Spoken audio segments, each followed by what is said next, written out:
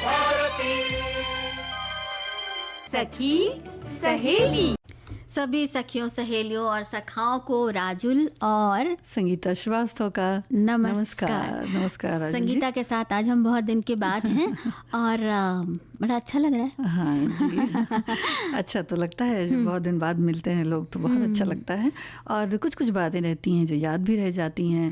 तो जो ये क्या खास क्या है आज? हाँ, मिलने मिलाने की जो बातें हैं पहले तो वही बहुत खास होती हैं। हाँ। और दूसरी चीज़ ये है कि जो नवीनता एक होती है जो राजुल जी वो बहुत ही सुंदर सुहावनी लगती है, जैसे कि आजकल मौसम में छाई हुई है ना, एकदम हर तरफ हरियाली हरियाली नज़र आ रही है। हाँ ये है कि कहीं थोड़ी बारिश कम है लेकिन हाँ मुंबई में तो अच्छी है, तो बस कहीं ज़्यादा भी है भाई। हाँ कहीं ज़्यादा भी है ना।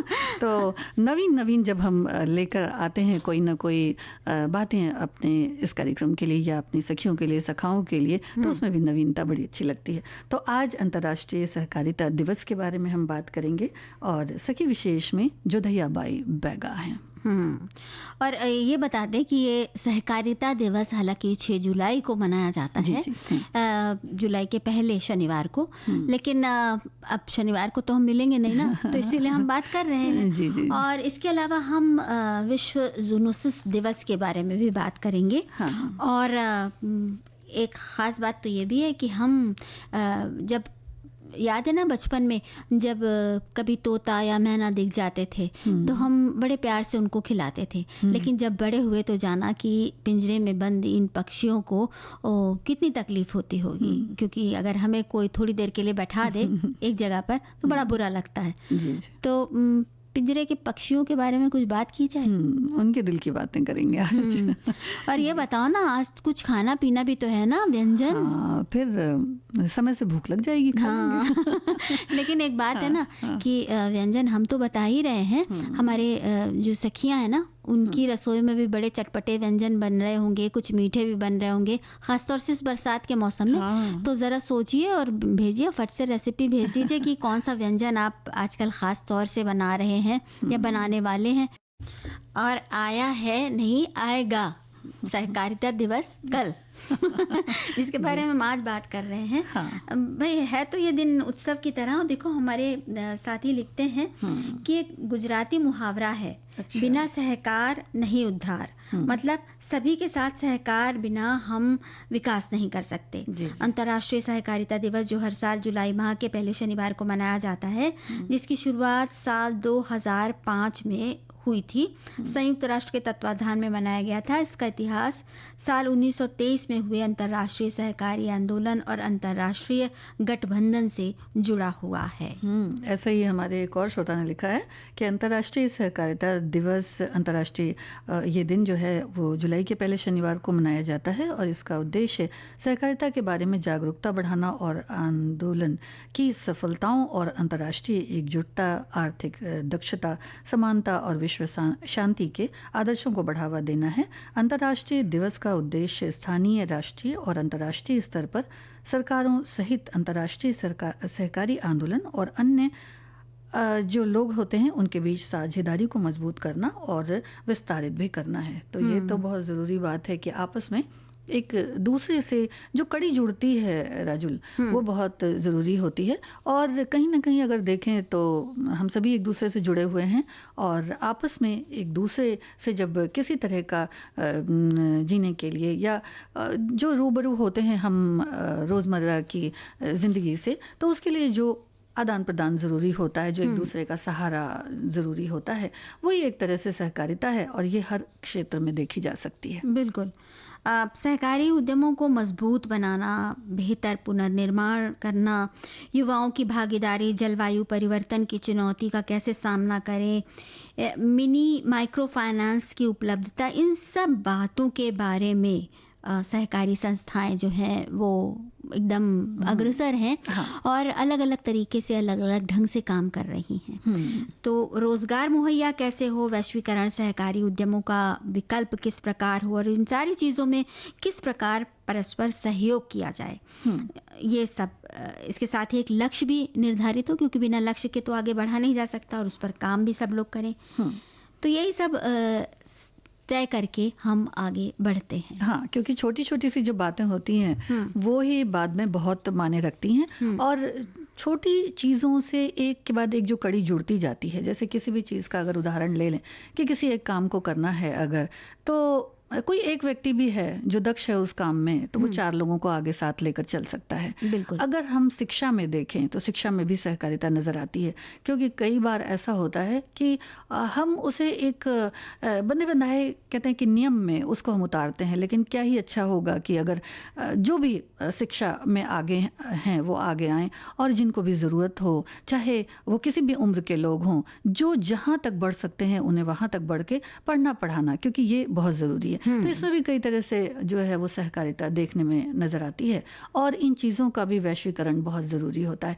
कई बार ऐसा भी होता है कि जो छोटे छोटे से उद्यम होते हैं राजू, है ना, चाहे वो गांव में हो, चाहे वो शहरों के हो, या उसमें हमारी बहनें जो हैं या हमारे भाई जो भागीदार होते हैं, तो वो धीरे धीरे से उसमें एक दूसरे के सहयोग से आगे बढ़ जाते हैं। जैसे कोई छोटा सा एक लघु उद्योग ही ले लीजिए, कितना बड़ा बन जाता है। हाँ, कितना बड़ा बन जाता है। और इस तरह के बहुत सारे उदाहरण अगर आप देखेंगे तो देखने में आते हैं। सजावटी सामान है, घर के इस्तेमाल की चीज़ें हैं, रसोई घर में काम आने वाली कितने ही खाने के सामान हैं, इन सभी के लिए जो एक मिलजुल कर काम करने का वो होता है। ये तो हम बहुत छोटे स्तर पर बता रहे हैं। और सहकारिता तो इसी तरह छोटे छोटे कदमों से जो होता है ना, आगे बढ़ने का, विशाल एकदम पर्वत तक पहुंचने का वो अभियान है, और उसमें जो जितना साथ लेकर चलता है उतना ही बढ़ता जाता है। जी बिल्कुल। और दोनों चीज़ें आगे बढ़ती हैं। एक अगर हम समाज की बात करें, दूसरा अगर अर्थव्यवस्था की बात करें, तो दोनों एक दूसरे के सहयोग से आगे बढ़ती हैं। और इस तरह की प्रणाली जो है बैंकिंग वगैरह में भी देखी, बैंकों में देखी जा सकती है कि भाई कोई पैसा रखना है, कुछ रखना है, तो वो हम लोग बैंक की सहायता लेते हैं। इसी तरह बैंक जो होते हैं वो मुहैया करवाते हैं दुनिया भर की जो सहायताएं होती हैं। तो ये सब एक दूसरे से ही संभव हो पाता है। और एक दूसरे से जानती हूँ और भी एक चीज़ संभव होती है जब हम अच्छी चीज़ों को लेते हैं, तब तो सकारात्मकता रहती है, तरक्की होती है, विकास होता है। लेकिन कई बार जब हम संक्रमण ले लेते हैं, जी तब जो है बीमारियां फैलती हैं। और विश्व जूनोसिस दिवस जो है वो 6 जुलाई को मनाया जाएगा। ये इसी बारे में बात करता है कि किस तरह संक्रमण जो है वो कैसे खोखला कर देता है और किस तरह फैलता है। तो ये विश्व जूनोसिस दिवस जो है वो 1885 को फ्रांसीसी वैज्ञानिक लुई पाश्चर ने जूनोसिस का रोग का पहला टीका सफलतापूर्वक लगाया था, जो विश्व जूनोसिस दिवस को इसी दिन इसीलिए मनाया गया। और बीमारियों के खिलाफ जो टीकाकरण शुरू हुआ उसकी वर्षगांठ का प्रतीक है ये 6 जुलाई का दिन। जी जो संक्रामक रोग होते हैं। तो जूनोटिक रोग जो होते हैं विषाणु संक्रमण के कारण होते हैं, जो पशुओं से मनुष्यों में फैलते हैं। बैक्टीरिया, वायरस, परजीवी या फिर कवक ही क्यों ना हो, इन्हीं के कारणों से फैलते हैं। वायरल जूनोज, रेबीज, इबोला और कोविड-19 इनमें शामिल हैं। और टैक्सोप्लाज्मोसिस ये बिल्लियों से फैलता है। और लेशमैनियासिस भी, ये भी एक तरह का रोग है जो परजीवी जूनोज में आते हैं। फंगल जूनोज की बात करें या वन्य जीव जूनोज, इसमें बर्ड फ्लू वगैरह भी आ सकते हैं। तो सीधे पशुओं के संपर्क में आने या काटने से भी, जैसे कुत्तों वगैरह के काटने से भी बुखार या फिर जो बीमारियां होती हैं, रेबीज वगैरह होता है। या फिर बहुत सारी ऐसी बीमारियां होती हैं जो स्किन इन्फेक्शन की होती हैं, जो त्वचा के रोग को जन्म देती हैं। या फिर हम क्यों ना बात करें डेंगू के तरह के रोगों की भी, तो ये वाहक होते हैं और इससे बहुत बचने की, समझने की ज़रूरत होती है। तो थोड़ा सा एहतियात बरतने की बात है। और अगर हम कभी ऐसा होता है कि जानवरों को के बहुत नज़दीक हैं, तो हमें अपने आप को तुरंत उसके बाद डिसइंफेक्ट कर लेना चाहिए। सारी रात जगते हुए बीत जाती है जब इस तरह के रोगों से पाला पड़ता है, और ख़ासतौर से बच्चों को बड़ी तेज़ी से शिकार बनाते हैं ये लोग। हाँ, तो सतर्क रहने की बहुत ज़रूरत है। और जहाँ तक इस मौसम का सवाल है राजुल, देखिए आगे बढ़ता है जैसे मौसम यानी कि बदलता है, तो उस समय जो ख़तरा होता है इन जीवाणुओं के पनपने का वो बहुत ज़्यादा होता है। तो ऐसे मौसम में तो और भी बहुत ज़्यादा ज़रूरी है कि सावधानी बरतें। हमारे एक श्रोता ने लिखा है कि विश्व जूनोसिस दिवस। जूनोसिस एक बीमारी है जो पशुओं द्वारा मनुष्यों में फैलती है। इसके प्रतिरोध हेतु फ्रांसीसी वैज्ञानिकों में एक लुई पाश्चर ने रेबीज नामक बीमारी जो मुख्यतः जो है वो कुत्ते के काटने से फैलती है, उसके विपरीत एंटी रेबीज वैक्सीन की खोज की। इस हेतु आज का ये वैश्विक दिवस उनकी स्मृति में हर साल मनाया जाता है। एक और श्रोता ने लिखा है कि जूनोसिस दिवस का मुख्य उद्देश्य किसानों को जूनोटिक रोग के जोखिम और रोकथाम के लिए राष्ट्रीय प्रयासों के बारे में शिक्षित करना। पशुओं के साथ निकट संपर्क के कारण किसानों को जूनोटिक रोग होने का जो खतरा होता है वो अधिक होता है। लेकिन देखना तो ये है कि खाली किसान भाइयों को ही नहीं बल्कि सभी को जूनोसिस जो है ये दिन जो मनाया जाता है वो इस विषय में सतर्क रहने के लिए प्रेरित करता है। जागरूकता रखने के लिए ही कि सब जागरूक रहें और समझें इस खतरे को। देखो ऐसा है ना कि संक्रमण जो है वो किसी भी तरह से फैल सकता है। दूषित पानी से भी फैल सकता है। कई बार एक रोग जब आया था जब किसी जानवर का जूठा फल खाने से वो रोग फैल रहा था। इस तरह के रोग भी होते हैं। इस तरह के रोग भी होते हैं कि सीधे सीधे कोई मच्छर काट ले, वो भी रोग होते हैं। मुर्गियों से भी होते हैं। तो किस तरह से होगा ये बात हम नहीं जान सकते, इसलिए सावधानी बरतने की ज़रूरत है। और ख़ास तौर से तब जब हम पशुओं के सीधे संपर्क में आ रहे हैं या पक्षियों के सीधे संपर्क में आ रहे हैं, तब हमें इस बात का ध्यान रखना बहुत ज़रूरी है कि हम पूरी तरह से अपने को अच्छी तरह से साफ़ कर लें, तब हम कुछ खाने पीने की चीज़ें छुएं या हम अपने शरीर के उस भाग को मुंह तक ले जाएं जहाँ पर उस जानवर का स्पर्श हुआ है। और घर में भी इस तरह के अगर मान लीजिए हमने पेट्स पाले हुए पालतू पाले हैं तो उनका भी इस को लेकर खास ध्यान रखना चाहिए कि कुछ इस तरह की बीमारी ना होने पाए। पशुधन के भी विषय में सतर्क रहना चाहिए।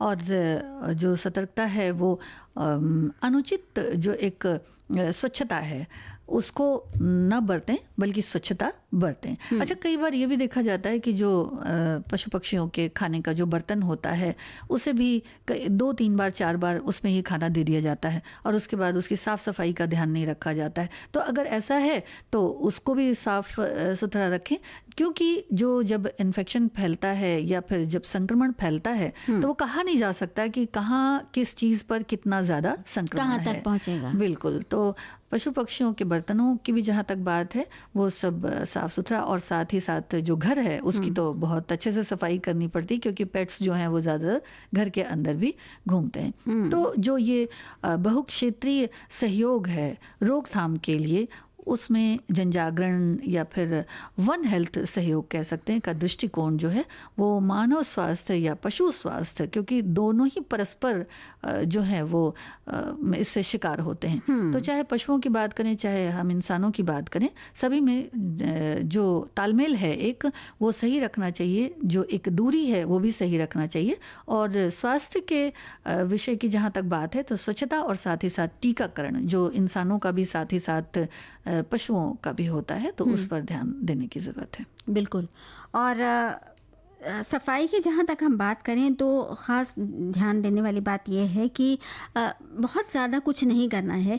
हाथ धोना जो कि हम करते ही हैं, और खाना बनाते समय सफाई से खाना बनाना, खाना बनाने से पहले हाथ धो लेना, उन बर्तनों को ढककर रखना जिनमें खाना हमने बनाया है, और उन्हें पशुओं के डायरेक्ट संपर्क में आने से बचाने की कोशिश करना, और उचित अपशिष्ट निवारण भी करना है। मतलब जो बची हुई चीज़ें हैं, खाना बचा हुआ है, उसका भी हम ठीक से उसको फेंकें। जो बहुत बार देखा गया है कि कचरे में पड़ी रहते हैं खाने की चीज़ें, तो वो भी ना हो।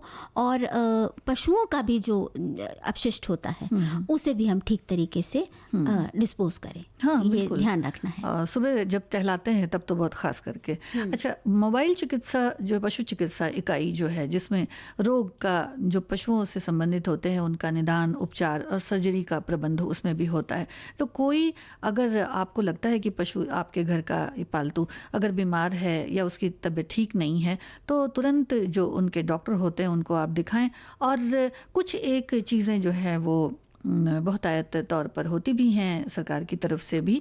और जो कहते हैं कि एक यूनिट जब मिलकर करता है तो उसलिए जैसे कि पशु जन्म नियंत्रण वगैरह है, तो एक नियंत्रण भी इस पर रखा जाता है। सतर्कता बहुत ज़रूरी है, जागरूक रहें और पालतू पशुओं के स्वास्थ्य का भी ध्यान दें। टीकाकरण भी उनका समय भाई, पर अभी आप तुमने कहा करवाएं। था ना, वन हेल्थ नज़रिया अपनाना होगा। हाँ। कि एक नज़र से ही सबकी सेहत को देखना होगा, चाहे वो पशु पक्षी हो चाहे मानव हो। हाँ। कि उनको हमसे और हमको उनसे क्या क्या नुकसान हो सकते हैं, जब हम ये बात सोच लेते हैं तो इस तरह के जो जूनोटिक रोग होते हैं उनको फैलने का मौका बिल्कुल नहीं मिलता। और इसमें जीवन का भी बड़ा खतरा रहता है, चाहे वो पशु पक्षियों की बात करें। आप देखिए, जहाँ पक्षी इससे प्रभावित होते हैं या जानवर प्रभावित होते हैं तो बहुतायत की संख्या में कई बार मर जाते हैं। हाँ। है ना? तो उससे भी बचना बहुत ज़रूरी है। बिल्कुल। सखी सहेली कार्यक्रम में हम बात कर रहे हैं पशुओं से फैलने वाले संक्रमण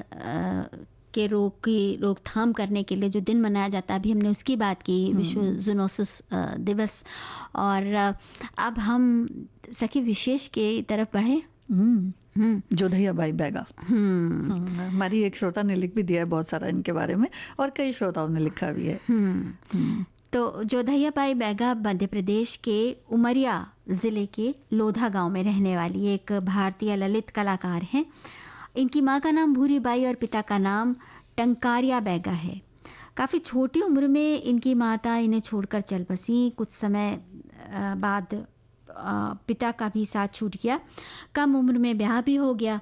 जीवन में उतार चढ़ाव बना रहा और पढ़ने लिखने में रुचि होने के बावजूद भी ऐसा अवसर उन्हें नहीं मिल पाया कि वो पढ़ सकें। एक आम साधारण स्त्री की भांति घर के कामकाज और किसी खास मौक़ों पर घर की दीवारों पर कुछ पारंपरिक चित्र भी उन्होंने उकेरे, जैसा कि अक्सर होता है। और अलग अलग तरह की जो कलाएं थी उन्हें वो उकेरा करती थी इस चित्र में। इस बीच पति भी दुनिया से रुखसत हो लिए और बच्चों और परिवार की सारी जिम्मेदारी इन पर आ गई। दिन भर की मजूरी और बच्चे भी कुछ काम करते थे, यानी कि सब मिला जुला कर जो घर का काम था, खर्चा था, वो चलता था। साथ ही बैगा भी प्राकृतिक रंगों से चित्रकारी करती रहती। पहले राज्य स्तर, फिर राष्ट्रीय और फिर अंतर्राष्ट्रीय स्तर तक पहुंची।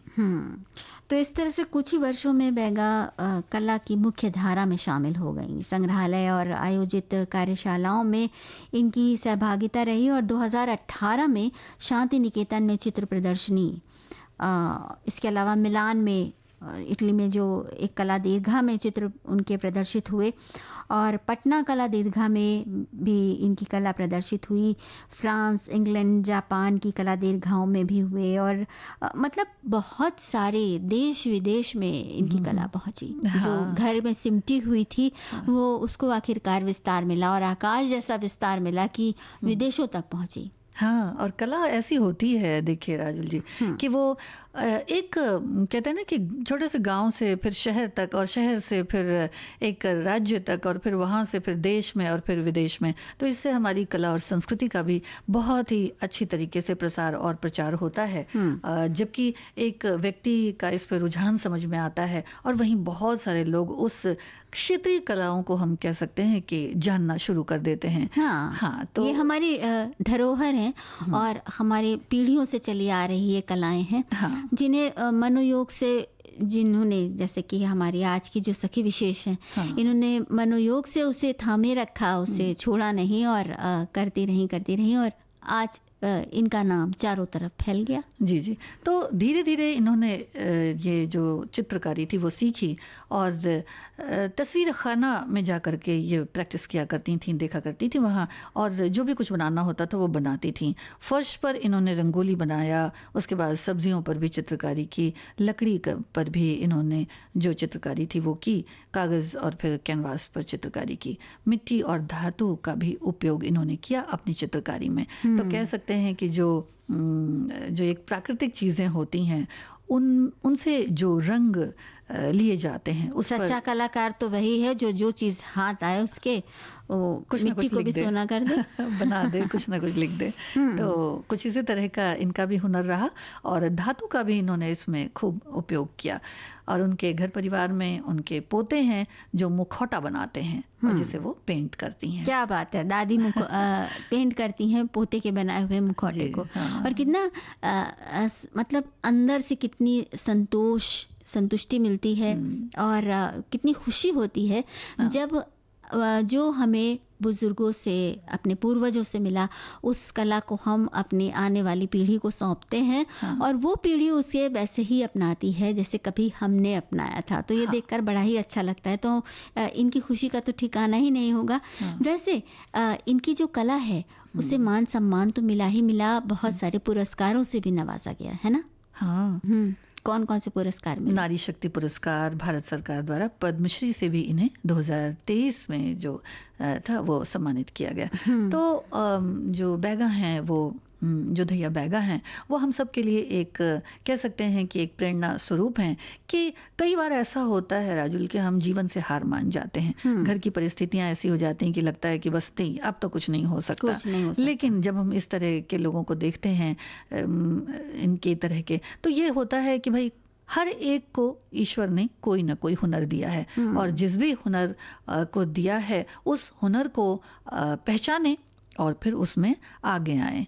तो अगर कोशिश की जाए तो ये किया जा सकता है, जैसा कि इनके जीवन से हमें समझने को, देखने को और सुनने को मिलता है। क्योंकि बहुत ही कम समय में इन्होंने, क्योंकि इनकी उम्र बहुत ज़्यादा घर परिवार में निकल चुकी थी और बहुत कम समय में इन्होंने अपनी चित्रकारी को कह सकते हैं कि एक रंग दिया और उसे थोड़े समय में ही अंतर्राष्ट्रीय मंच पर पहुंचाया। तो इनकी ये एक ख़ास बात है जो हम सबके लिए एक मिसाल है।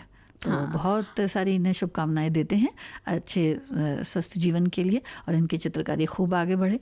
और देखो इन्होंने हमारे एक साथी ने लिखा है कि संघर्ष के इनके दिनों की बात कि वो जंगल से खाद, जलाऊ लकड़ी और मेवे बेचकर पैसे कमाती थी।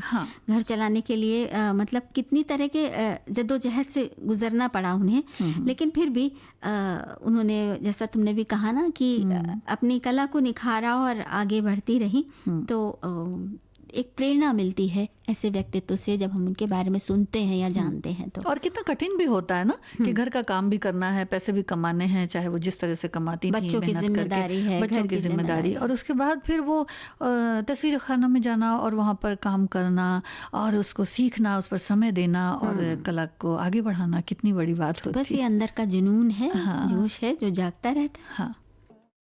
भाई रोकने की ज़रूरत नहीं है बिल्कुल भी, क्योंकि बातों का जब दौर चलता है ना तो रोके नहीं रुकता है। लेकिन बातों के बीच में कई बार कुछ बातें ऐसी भी आ जाती हैं कि हम सोचने पर मजबूर हो जाते हैं। जैसे कि हमारे एक साथी लिख रहे हैं कि पिंजरे के पंछी, सच में देखा जाए तो हम सभी भले ही चांद सूरज तक पहुंचने के प्रयासों में लगे हैं, लेकिन वास्तव में हम तो पिंजरे के पंछी ही हैं। और सच ऐसे पंछी हैं जिसका दर्द न जाने कोई। दावा हम लोग भले ही करते हैं कि हम सब कुछ जानते हैं, लेकिन सत्य तो यही है कि अल्पज्ञ कभी सर्वज्ञ नहीं हो सकता।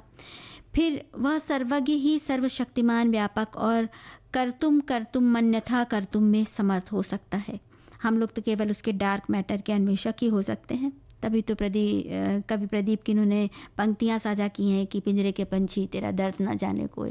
तो भाई इन्होंने पिंजरे के पंछी का अर्थ तो दिया, बड़े और बड़ी जो व्यंजना है बड़ी सुंदर है। बहुत बहुत शुक्रिया, बहुत मज़ा आ गया पढ़कर इसको, तो संदेश को।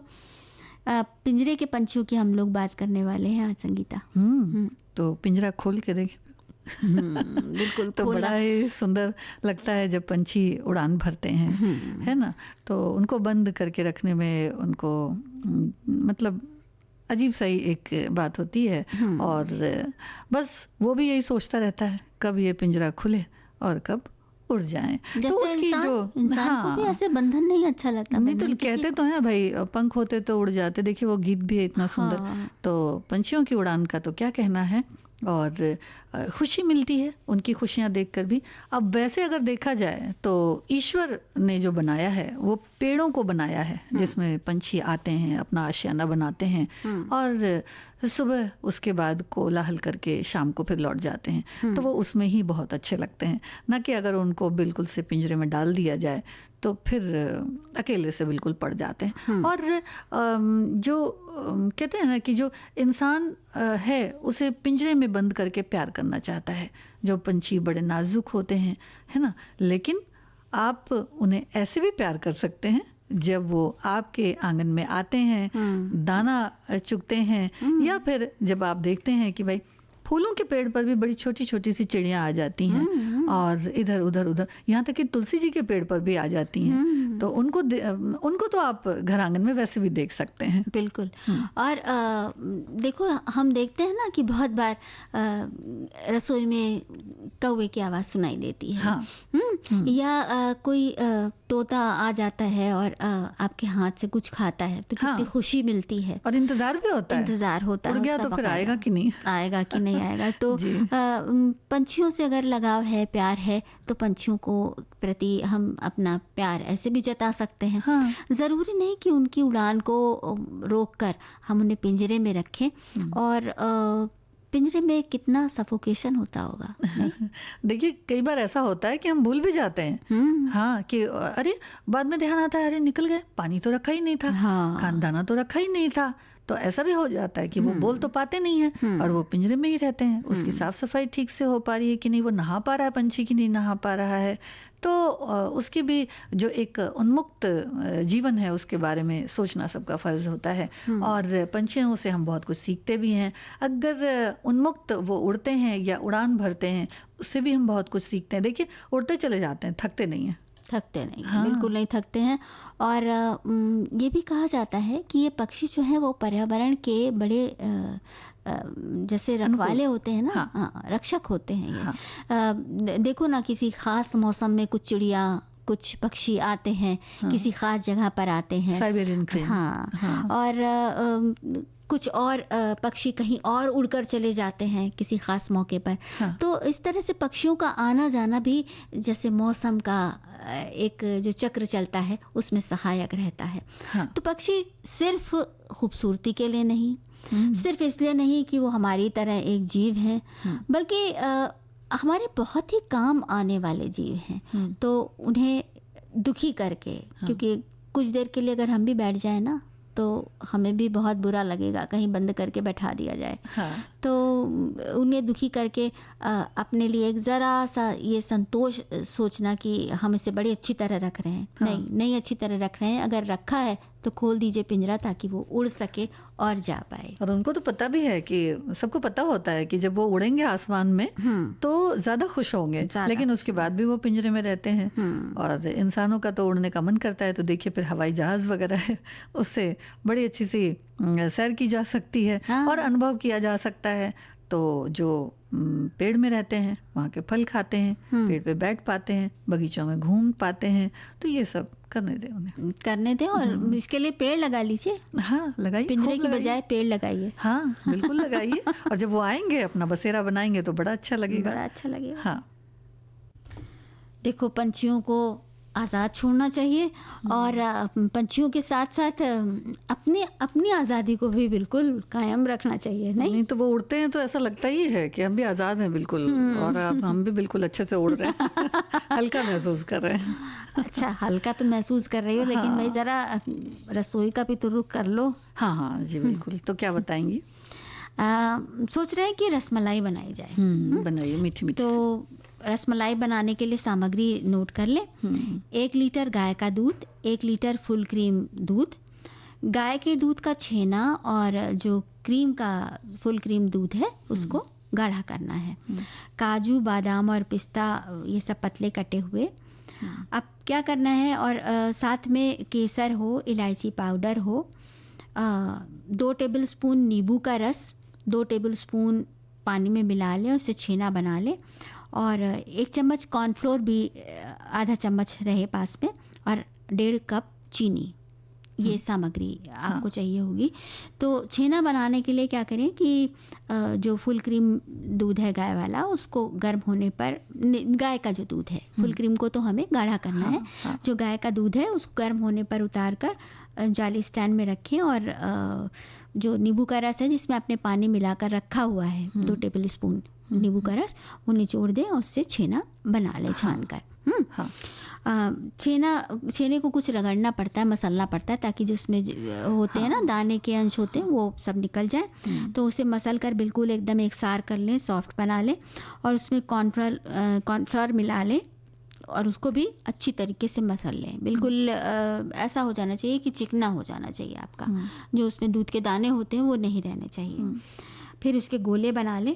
अब दूध जो हमने फुल क्रीम वाला चढ़ा दिया है गैस पे, तो उसको गाढ़ा गाढ़ा उबलने दीजिए, दूध गाढ़ा होता जाएगा।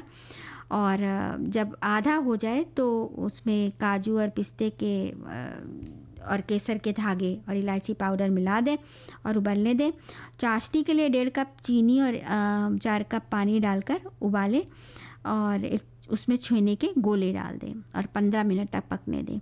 दूध में आधा कप चीनी डाल दें। दूध और रसमलाई ठंडी होने दें, और रसमलाई को चाशनी से निकाल कर दूध में डाल दें। थोड़ा निचोड़ के डालिए, मतलब ऐसे ही नहीं कि उठा के डाल दिया। हाँ, और उसे पिस्ते से गार्निश कर दें। हाँ, फिर खा लें फिर। जी, तो एक और बता दें, शरीफे की बासुंदी खीर यानी कि, तो 1 लीटर फुल क्रीम दूध, 2 शरीफे अच्छे पके हुए, 6 इलायची छोटी कुटी हुई, चीनी 1/4 कप या अंदाज से कम ज़्यादा आप कर लीजिए। पिस्ता थोड़े से पतले काट लें और गार्निश करने के लिए इसे। और एक चीज़ और है कि जो शरीफा है राजुल जी, वो इसमें antioxidants, vitamin C, vitamin B6, calcium, magnesium और दूसरे तरह के विटामिन और मिनरल्स होते हैं, तो ये फ़ायदा भी बहुत करता है। शरीफे के पल्प को आपको निकाल लेना है, उसे क्रश कर बीज निकाल लीजिए। दूध को उबालकर आधा होने तक गाढ़ा कर लीजिए, यानी आधा लीटर तक रह जाए। इसमें इलायची और शरीफे का पल्प डाल दें। इलायची को कूट कर डालें और फिर चलाते रहें। चीनी अंदाज से डाल दें, क्योंकि शरीफा मीठा होता है, तो फिर उस पर ज़्यादा ना हो जाए चीनी। फिर अंदाज से उसमें इलायची पाउडर वगैरह, चीनी वगैरह थोड़ी देर और पका लें आप, 10 मिनट तक ठंडा होने के लिए रख दें। फिर इसमें शरीफे का पल्प मिला दें ठीक से। इसे कटोरी में निकाल कर पिस्ता कतरन से गार्निश करें, और थोड़ी देर फ्रिज में रख देंगे तो ठंडा हो जाएगा, ठंडा ठंडा सा खा सकते। क्या बात है। तो भाई मुंह मीठा मीठा हो रहा है। हाँ। और देखो, हमारे एक साथी ने लिखा है कि पंछियों के लिए हमने अपने घर के आंगन में एक छोटा सा चबूतरा बनाया, जिसमें कई सारी गौरैया के अलावा विभिन्न प्रजातियों के पंछी भी दाना चुगने दिन भर आया करते हैं। और गौरैया के लिए घोंसला घर भी लगाए हैं। दिन भर पंछियों की चहचहाट होती रहती है, मतलब कहीं रखा नहीं है, उन्हें बांध के नहीं रखा है, पकड़ के नहीं रखा है, वो आते हैं जाते हैं। तो इस तरह जब पंछी रहते हैं तो उनको बड़ा अच्छा लगता है। संगीता, देखो बातों बातों में वक्त कितना गुजर गया, और अब इजाज़त लेने का समय आ गया है। हाँ, तो आप सभी को संगीता श्रीवास्तव और संगीता और राजुल का नमस्कार। विविध भारती